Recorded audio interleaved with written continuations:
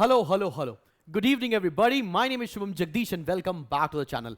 सो ये वीडियो किसी भी फैंसी तरीके से मैं आपको नहीं बताना जा रहा हूं, कोई भी पीपीटी नहीं होगी, सीधा दिल से दिल की बात होगी और आपको 2026 का पेपर कैसे अटेम्प्ट करना चाहिए इसके बारे में हम लोग डिस्कशन करने जा रहे हैं पर्टेनिंग टू योर अकाउंटेंसी का पेपर जो आप 20 तारीख को देने जा रहे हैं दोपहर के 2 बजे।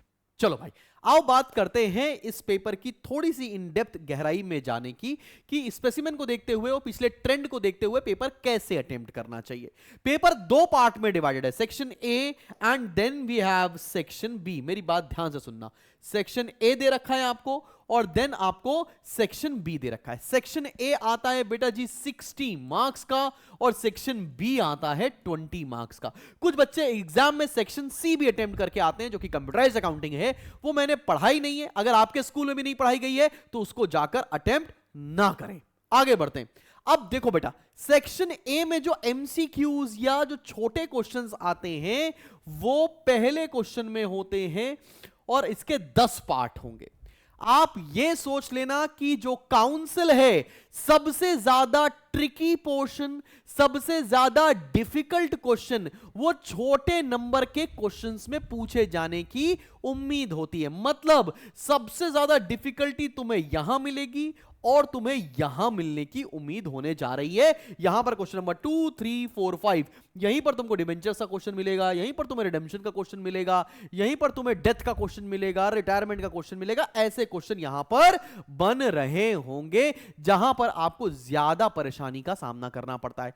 पेपर में काफी ज्यादा easy question, direct question, step marking वाले क्वेश्चन होते हैं। क्वेश्चन नंबर 6, 7, 8 जो आपको 6 नंबर देंगे।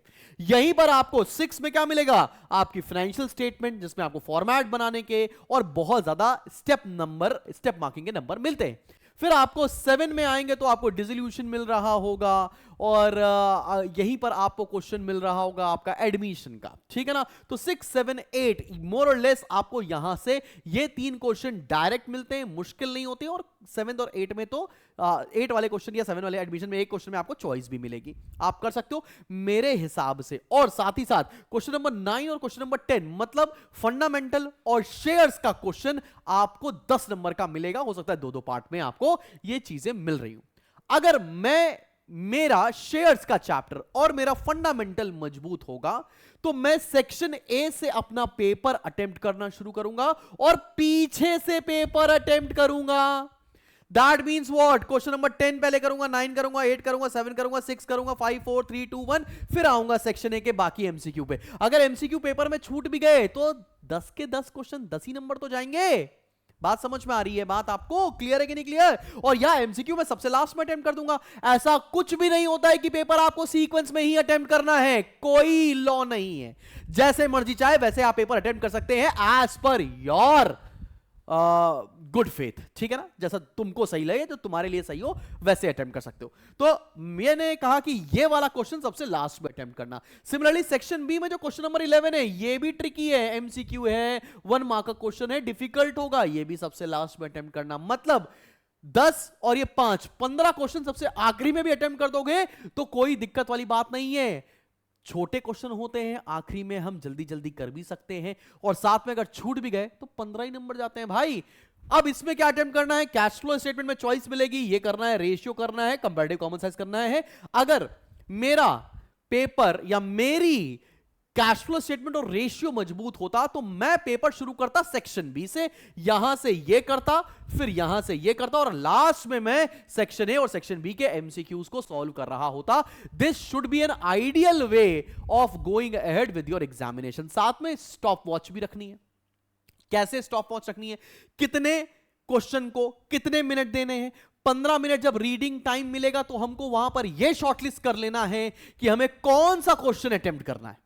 जैसे शेयर्स में तुमको दे रखे हैं 2 question, fill in the blanks वाले क्वेश्चन कंपैरेटिवली इजियर होते हैं एज कंपेयर टू प्रोराटा पूरा क्वेश्चन सही करने वाले। तो तुमको चॉइस देखनी पड़ेगी, तुम अपने हिसाब से क्वेश्चंस को सेलेक्ट कर लेना इन द टाइम जब आपको रीडिंग टाइम मिलेगा। रीडिंग टाइम में ना ये एमसीक्यू रीड करना ना ये एमसीक्यू रीड करना, बस बड़े बड़े क्वेश्चंस को आप रीड करिएगा और वो इजीली सॉल्व भी हो जाएगा, टेंशन मत लेना।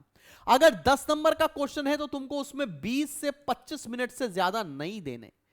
6 नंबर का क्वेश्चन है तो 15 से 20 मिनट से ज्यादा नहीं देने। और शॉर्ट आंसर क्वेश्चन तो 10 मिनट से 15 मिनट से ज्यादा आपको नहीं देना है। और एमसीक्यूज में पूरे 10 क्वेश्चन को करने के लिए आप 20 मिनट से ज्यादा समय नहीं देंगे, 20-25 मिनट से ज्यादा। सिमिलरली आपको यहां पर भी 6 नंबर का क्वेश्चन है, 10 से 15 मिनट आपको देने हैं, 10 से 15 मिनट आपको देने हैं, यहां पर 10 मिनट, और इसको सॉल्व करने के लिए भी 15 मिनट या 10 मिनट आप दे सकते हैं। इसमें आपका पेपर हो जाना चाहिए इजीली। पेपर लेंदी आता है इसलिए डिफिकल्ट होता है। तो 15 मिनट का रीडिंग टाइम कैसे इस्तेमाल करना है कि हमें सेलेक्ट कर लेना है हमें कौन सा क्वेश्चन करना है। कैश फ्लो में कौन सा क्वेश्चन अटेम्प्ट करने वाले हो, कौन सा तुमको आसान लग रहा है, ठीक है ना।